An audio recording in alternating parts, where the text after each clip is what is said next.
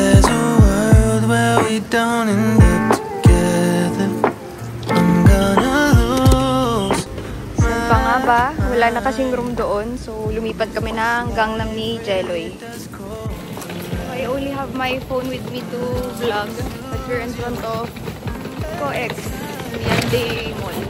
Huwag din namin nalang kasi mag-stay dito talaga.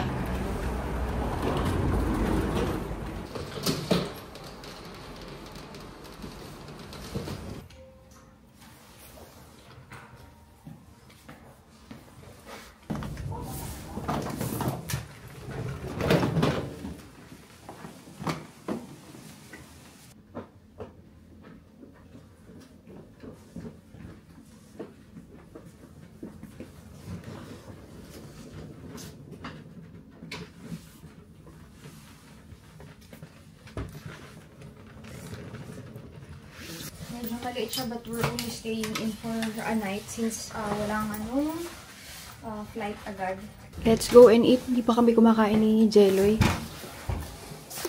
Dapat nga doon kami mag-stay sa mismong room na yon. Kaso wala. Kailangan talaga namin bumaba para magpa-check out tapos mag-check in kami. Pero kung ganun din, magliligpit lang din kami. Tapos ngayon, papunta rin naman kaming Gangnam area.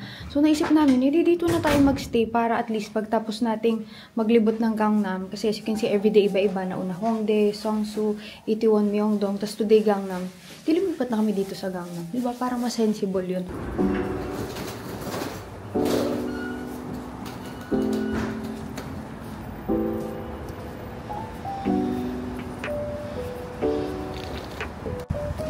Akala na mapapapunta pa kami dito sa area na to kasi nga inisip namin doon na kami magsistay. It's just that walang available na room for the extension. Yun, dito na lang kasi mas kami dito. Parang pinaka-base namin to. Komportable kami sa lugar na to.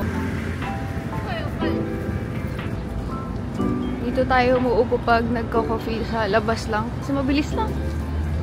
And ito yung kanilang Christmas installation ngayon. Iba pa din.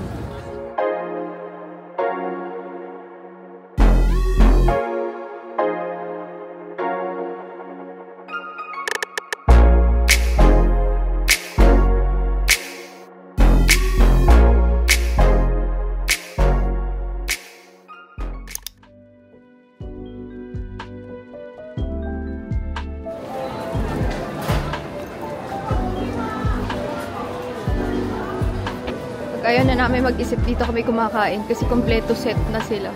So, print lang namin and dun nga pala kami sa counter nagbabayad. Itong counter pa, pasok. Office lang si Jello.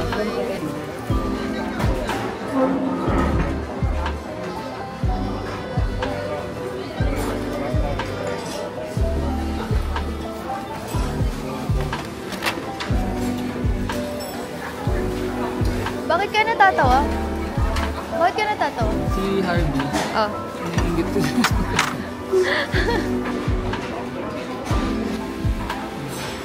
Try nila mag-paint. Yan, nag-open na sila ng store. Anong next na gagawin?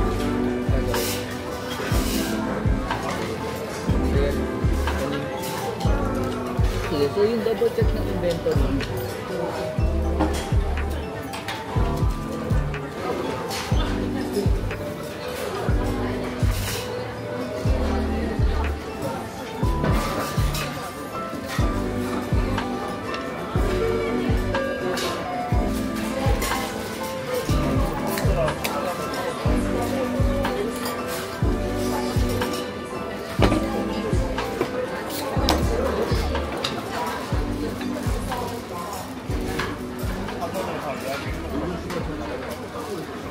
Just walking around kakatapos lang namin kumain. Looking for pasalubong, for Alexei.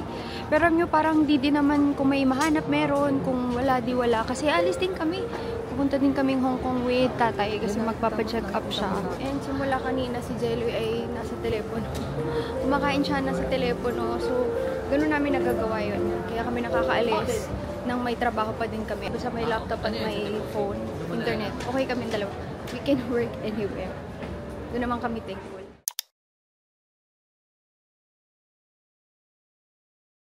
Diyos ko, sa tinagal-tagal ng inikot-ikot ko guys.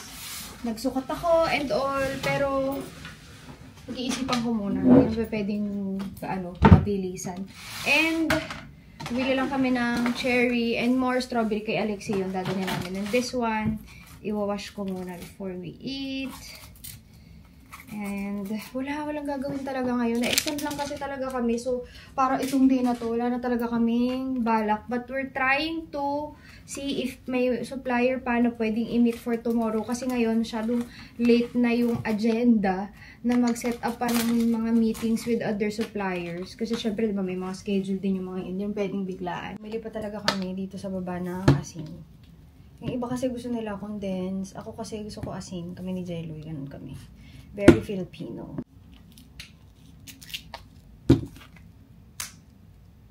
Asin nga, Jeloy. Tumalisik sa akin. Si Narage kasi nagpunta sila home day ngayon. So, ayaw muna naming abalahin sila dahil syempre, di ba, may mga lakad din naman ng mga magjowa. Ang doon, alam nyo? Nagdadala pa ako nito sa atin. Pero sa totoo lang, ang dami nang na-orderan ng Korean strawberry sa atin as in, same lasa. So, tuloy na to, no? Makakauwi na tayo. Dapat dapat ngayong madaling araw tayo, no? Pauwi. Dapat ngayong madaling araw. Papunta na sana tayo ng airport ngayon. Parang 1 day delay. Okay lang ba sa inyo guys na ganito tayo? Minsan, walang laman yung vlog. As in, wala talaga. Kasi naglipat lang kami ng hotel. Paglipat, kumain kami doon. Si Jelly kasi kanina, pag-usap pa rin talaga sa telepono. As in, like, buong hapon halos. Ganun lang ginawa niya. Ano naman yun? Magsi-6 na ngayon. So, ako, talagang free to roam. Nagsukat ako sa Van Cleef, sa Cartier, which is unlikely me. Kasi nga, well, sa Van Cleef na isusukat talaga ako doon. Kaso wala dyan sa, ano na yan, sa mismong branch. Kailangan pa daw ipadala ibang branch. What if kung dinala dyan, tapos hindi ko nagustuhan, di ba, nakakahiya. So, ayoko ng ganun. Ayoko makabala ng oras sa ibang tao. So, sabi nila, pwede rin daw ako pumunta Jelly ng Apgujeong sa Galleria. Tinatapad ako. Dapat nga na sa Pilipinas na tayo. Alam mo yun? Daan na lang natin bukas. Pwede rin naman pagka-checkout. Anyway guys, yun. Tapos nakakahiya pa kasi may kausap si Jelloy. So ako nagdadala nitong mga prutas na binili namin sa grocery kasi pagkatapos ng ng pagkain namin. Nag-grocery kami ng itong prutas lang naman. Tapos pumapasok ako sa Cartier tsaka sa Van Cleef nakauna. Tumitingin talaga sila dun sa prutas na dala ko na parang magsusukat ka ba talaga o napadaan ka lang dito? Paano yun? Pag wala talagang nangyayari buong day, parang nakakahiya naman mag-upload ng eme-eme lang. Okay lang ba sa inyo yun? Let me know in the comment section below. Kasi kaya ko naman, 5 minutes.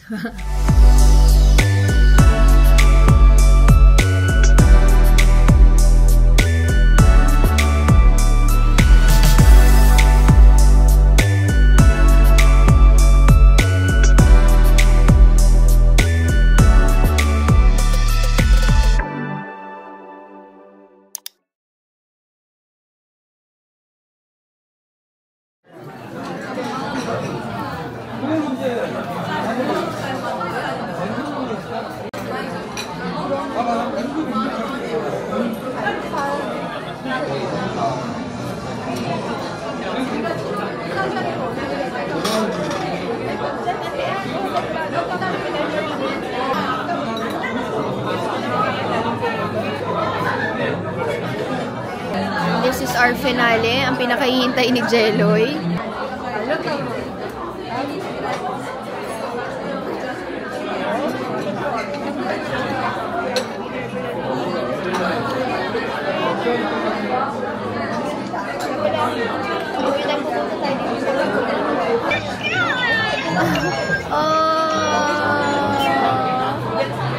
Bagong gising lang. Uwi na kami tomorrow! Grabe, tuwan-tuwa talaga sa pusa niya. At yung naman yung tama pag nakikita yung pusa niya, no, Jelloy? Grabe, no? I'm really sorry, guys. We don't have much for today's vlog. Kasi nga, naglipat lang kami and talagang wala na kaming planong puntahan. I mean, kanina, naglibot-libot na ako. Wala rin ako makitang kahit na ano. So, we're just taking our dear time. Kasi very precious itong mga time na ito sa amin dahil bihira lang tong ganito. But for tonight, we're going to ask questions kay Jelloy na galing sa inyo. Baby number 2. Go and go. Second question, para sa ika-aaway natin ngayong gabi. Joke! Kuya Jelloy, have you ever imagined yourself starting a family with somebody else? Hindi, syempre. Gusto pa umuwi ng Pinas. Hindi. Bihira ako mag-imagine na kunyari, anong kang picture ganun, wala. Yung mga hindi ko masyadong kontrolado, hindi ko nag-imagine lang ako ng ano. Huwag mo tanongin ko anong ini-imagine ko. Uy, Jeloy, chess or golf? Chess. Mas magaling ako ng dihamak dun eh. Jeloy, as a college student, what advices can you give when it comes to handling finances? College student. Wala rin akong pera nun eh. Uy, ang ganda ng tanong na to. What's something you want to pass on to Alexei? Kunyari, gusto ko paglaki ni Alexei, ano siya, critical thinker siya, tsaka chill lang. Hindi siya yung parang sobrang laging stress. Gusto ko yung parang masayain lang siya. Kahit hindi naman siya overachieving academically. Gusto ko lang, every choice na ginagawa niya, pinag-iisipan niya talaga. Oh, how do you let your wife, Miss Anna, know or feel that you love her? Parang hindi na kailangan eh, kasi parang ramdam na ramdam naman niya yung sa akin eh. Ito, Boss G, sobrang curious on how do you treat someone who upsets you? Sa isang tao, someone ba? Hindi ko na pinapansin.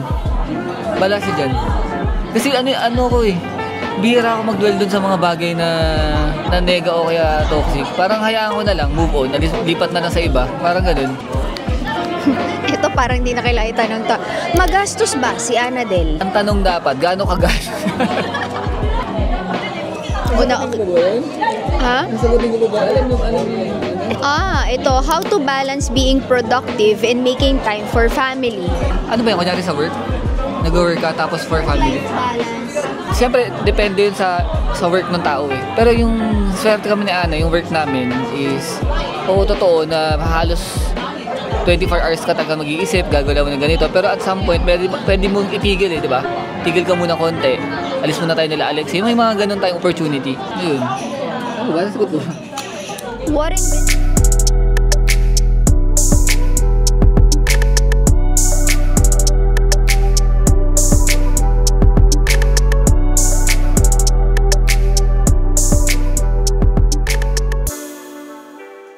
What in business operations do you like? Pag nag-create ng new system o kaya structure, so ang lagi ko kasi motto, kailangan efficiently magagawa mo isang task. Siyempre, pag business kayo, pwede mong daanin sa dami, di ba? Pero ang point kasi nun is gano'n yung ka-efficient magagawa yun. Meaning, gano'n ka-cost-effective siya, gano'n ka-bilis, at the same time, yung gano'n ka less effort mong magagawa yung isang task, parang gano'n. So yung pag-iisip ng gano'n, yun yung pinakagusto kong part sa business operations. How does Jelly manage the household bilang siya ang head of the family? Ano mo na-explain mo na to? Kami kasi ni Ana, more on sa akin, ako yung naka-assign usually sa finances ng business, kung paano namin naayos yung sa work. Pero when it comes sa household na, like kunyari, budgeting ng mga pagkain, di ba ikaw yung nag-aayos nun?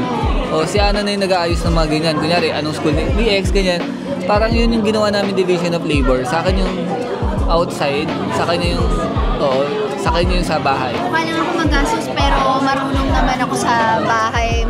Actually, gusto ko yun yung pagmamanage ng finances sa household. Kasi kaya din namin, napasagot ako, hindi ko naman question, kaya din namin nagagawa yung mga bagay na ginagawa namin. Siyempre, meron ka mga bagay na willing pagkagastusan. May mga bagay ka naman na alam mo na kahit yung kunin mo is yung pinakamura o yung pinakasakto lang, quality pa din naman. Hindi naman lahat ng bagay dapat mahal. Ilang gusto mo, anak, Boss G? Siguro 2. Pumipiyok pa yun. Siguro 2. Hindi, siguro 2.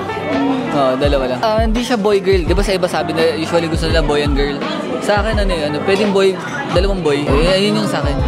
Actually, ako sinabing ganun para hindi ka ma-pressure. Tine-checkpoint po ba kayo ni Boss G pag may big purchases kayo? Ayoko magsalita. Ito, kay Jello ito galing ha. Paano, chine-checkpoint? Paano chine-checkpoint? Paano chine-checkpoint ba? Ano ibig sabihin nun? Pinagbabawalan? Hindi naman, kasi kami ni yung pinagbabawalan ng part kasi, ako kasi sa totoo lang, yung ugali ko, ayoko pinagbabawalan ako, ayoko rin nagbabawal. More on, in-explain lang kung wise ba yung decision na yan. Kasi si Ana naman, bago to bumili, nagtatanong to. So parang, humingi siya ng opinion niya, opinion ko, kung sa tingin niya okay o hindi. Sasabihin ko sa kanya opinion, pero at the end of the day, malaki na siya. Huwag siya magde-decide niyan. Kailangan pa rin, pasok pa rin sa means. So, syempre, may mga times na gusto mo bumili ng mahal, di ba? Sa kahit sino naman, may mga ganun time. Ayun, nasagot ko ba? Nasagot ko naman eh. Kasi may nagtatanong talaga nun, as in, buti daw hindi mo ako pinapagalitan, ganyan.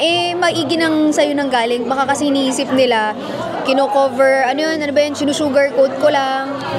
Oo, pero kasi, may yung time, yung sabi ko, at the end of the day, siya pala magde-decide, pero ibigay ko opinion ko. Pero not all the time, may opinion na binibigay ko na, sige, go. May mga times na sabi ko na, wag yan, pangit, o kaya, wag na muna ngayon, parang ganito, ganyan. Di ba nagsasabi naman ako ng ganun? Tingin ko yun yung sa atin no? Kasi bihira tayo magbawal sa isa't isa. Pero, may full trust naman, di ba? Parang ganun. So, yun. Siyempre, nagtatalo din tayo, di ba? It's just that, siguro hindi kasama sa pinagtatalunan yung finances. Yun din yung masaya ko.